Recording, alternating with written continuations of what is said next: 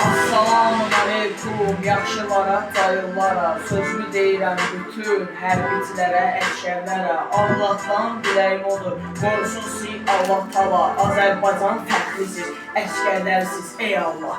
Ordumuz var olsun, düşmənlər xar olsun, torpaqda yatan aslanların məkanı cənnət olsun. Danışacam, dinləyin mənə, deyim sizə qazilərdən, vətən uğrunda can verənlərdən öldür. Canımız qurban Azərbaycana. Həmişə var olsun dəyərli xalqımız, veteranımız qeydinə bir çox qəhrəmanımız.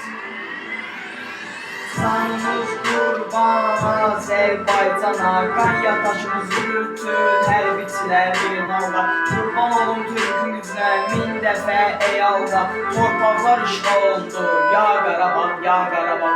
Hər yerimiz qorunsun, uca Allah-Allah. Bayrağımız dalğalanır, Şuşada maşallah.